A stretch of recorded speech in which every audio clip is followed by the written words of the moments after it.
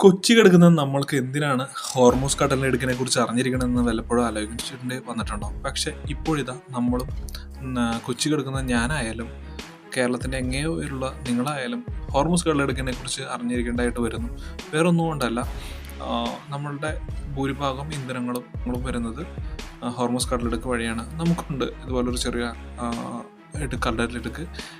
അതായത് നമ്മുടെ വൈപ്പിൻ കരയിലും അതുപോലെ ഫോർട്ട് കൊച്ചിനെയും ഇടയിലായിട്ട് ഒരു ചെറിയ കടൽ പോർഷൻ ഉണ്ട്. അത് കൊച്ചി കായലിനെയും അറബിക്കടലിനെയും ബന്ധിപ്പിക്കുന്ന ഏകദേശം 400 മീറ്ററോളം മാത്രം വീതി വരുന്നൊരു പോർഷനാണ്. ഇതാണ് കൊച്ചിയെയും അറബിക്കടലിനെയും കണക്ട് ചെയ്യുന്ന ഒരു പോർഷൻ.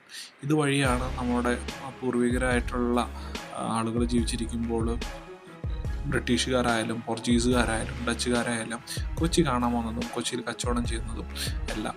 അപ്പോൾ ഈ പറഞ്ഞ പോർഷനിൻ്റെ ഏകദേശം അഭിമുഖമായിട്ടാണ് കൊച്ചി ഷിപ്പ് യാർഡും അതുപോലെ തന്നെ വെല്ലിംഗ്ടൺ ഐലാൻഡും അങ്ങനെ സാമ്പത്തിക പ്രാധാന്യമുള്ള ഏരിയ എല്ലാം വന്നു കിടക്കുന്ന ഈ പറഞ്ഞ ഏരിയയിലാണ്. അപ്പോൾ ഇതാണ് ഒരു കടലിടുക്കിൻ്റെ പ്രത്യേകത. അതായത് ഏറ്റവും കൂടുതൽ കച്ചവടങ്ങളും കാര്യങ്ങളൊക്കെ നടക്കുന്നത് കടലിടുക്ക് വഴിയാണെന്നുള്ളത് മനസ്സിലായല്ലോ.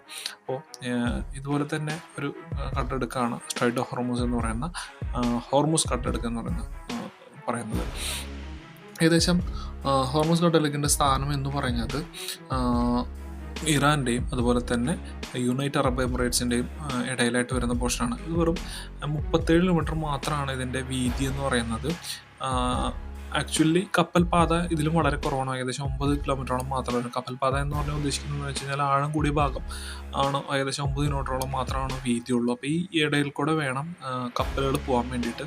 പ്രധാനമായിട്ടും ഈ ഹോർമൂസ് കടലിടുക്കിൻ്റെ സ്ഥാനം നിങ്ങൾക്ക് ഇപ്പോൾ മാപ്പ് കാണുമ്പോൾ അറിയാൻ പറ്റും. ഇറാൻ്റെയും അതുപോലെ തന്നെ ഗൾഫ് രാജ്യങ്ങളായിട്ടുള്ള കുവൈറ്റ്, ഇറാൻ എന്ന് പറയുമ്പോൾ പണ്ടത്തെ പേർഷ്യ, കുവൈറ്റ്, ഗൾഫ് രാജ്യങ്ങൾ എന്ന് പറയുമ്പോൾ നമ്മളിപ്പോൾ ഗൾഫിൽ പോകാമെന്ന് പറയുന്ന രാജ്യങ്ങളായിട്ടുള്ള കുവൈറ്റ്, അതുപോലെ Bahrain, Qatar, Saudi Arabia, United Arab Emirates, അതുപോലെ തന്നെ ഒമാൻ്റെ കുറച്ച് ഭാഗങ്ങളൊക്കെ ഉൾപ്പെടുന്ന ഒരു ഏരിയയാണ് ഗൾഫ് എന്ന് പറയപ്പെടുന്നത്. ഇതിൻ്റെ ഇടയിലുള്ള ഒരു കടലുണ്ട്, അതിൻ്റെ പേരാണ് പേർഷ്യൻ ഗൾഫ് എന്ന് പറയുന്നത്. ഈ പേർഷ്യൻ ഗൾഫാണ് ലോകത്തിലെ ഏറ്റവും അധികം എണ്ണ ഉൽപ്പാദിപ്പിക്കപ്പെടുന്ന ഏരിയകളിൽ ഒന്ന് എന്ന് പറയുന്നത്. ഏറ്റവും എണ്ണ സമ്പന്നമായിട്ടുള്ള ഏരിയ തന്നെയാണ് ഈ പേർഷ്യൻ കടലിടുക്ക്.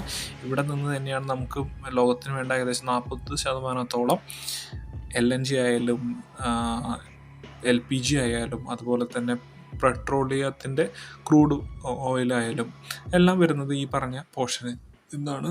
അപ്പോൾ ഈ പോർഷനിൽ കൂടെയുള്ള എണ്ണകൾ ശുദ്ധീകരിച്ചതിന് ശേഷമാണ് ഹോർമൂസ് കടലിടുക്ക് വഴിയാണ് മറ്റ് രാജ്യങ്ങളിലോട്ട് പോയിക്കൊണ്ടിരിക്കുന്നത്.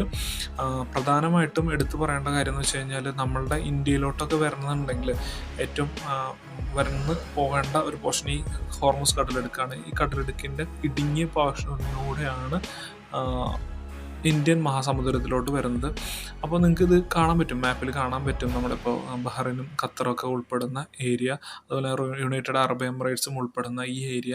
അപ്പോൾ ഈ ഏരിയയിലുള്ള എണ്ണകളാണ് ഞാൻ നേരത്തെ പറഞ്ഞ പോലെ വരുന്നത്. അതുപോലെ തന്നെ നമ്മളുടെ നാട്ടിൽ ഉൽപ്പാദിപ്പിക്കുന്ന സുഗന്ധവ്യഞ്ജനങ്ങളും അരി, ചോളം തുടങ്ങിയ ധാന്യങ്ങളും മറ്റും പലചരക്ക് മൂല്യവർദ്ധിത ഉൽപ്പാദന സാധനങ്ങളെല്ലാം പോകുന്നത് തിരിച്ച് ഗൾഫിലോട്ട് പോകുന്നത് ഇതേ വഴി കൂടെയാണ്. ഇതേ ഹോർമൂസ് കടലിടുക്കിൻ്റെ ഇടയിൽ കൂടെ മാത്രമാണ് വരുന്നത്. അപ്പോൾ ഇതിന് ഈ ഹോർമൂസ് കടലിൻ്റെ നേരത്തെ മുൻപ് പറഞ്ഞ പോലെ തന്നെ ഇറാൻ്റെ ഒരു സൈഡായിട്ടാണ് ഇത് വരുന്നത്. അപ്പോൾ സ്വാഭാവികമായിട്ടും ഇറാനിലെ പ്രശ്നം ഉണ്ടാക്കുമ്പോൾ അവർക്ക് ഏറ്റവും കൂടുതൽ പ്രഷർ കൊടുക്കാൻ പറ്റുന്ന ഒരു ഏരിയ എന്ന് പറയുന്നത് ഈ ഹോർമൂസ് കടലിടുക്കാണ്. ഈ ഹോർമൂസ് കടലിടുക്കിൽ എന്തെങ്കിലും തരത്തിലുള്ള സ്റ്റോപ്പേജ് വന്നാൽ അന്താരാഷ്ട്ര സമ്മർദ്ദത്തിന് വേണ്ടിവരും. അതായത് അന്താരാഷ്ട്ര തലത്തിലുള്ള 40% ഓയിൽ ൻ്റെ ഗതി ഇവിടെ സ്റ്റോപ്പാവുമെന്ന് ഇറാൻ അറിയാം. അതുകൊണ്ട് തന്നെയാണ് തന്ത്രപ്രധാനമായിട്ടുള്ള ഈ ഏരിയയിൽ ഇറാൻ പിടിമുറുക്കുന്നത്. ഈ പിടിമുറുക്കി കഴിഞ്ഞാൽ അത്രയും പ്രഷർ അമേരിക്കയുടെ മേലെ വരുമെന്നുള്ളതും ഇറാന് വളരെ വ്യക്തമായിട്ടുള്ള കാര്യങ്ങളാണ്. അപ്പോൾ ഈ പോകുന്ന കടലിടുക്കിലാണ് നിലവിൽ പ്രശ്നങ്ങൾ വരുന്നത്. ഇതുമൂലമാണ് നമ്മുടെ വീട്ടിൽ ഗ്യാസ് എത്താത്തത്. ഇതുമൂലമാണ് നമ്മളുടെ പെട്രോളിനും അതുപോലെ തന്നെ മറ്റു ഉൽപ്പന്നങ്ങൾക്കും വില കൂടുന്നതെന്ന് മനസ്സിലാക്കുക.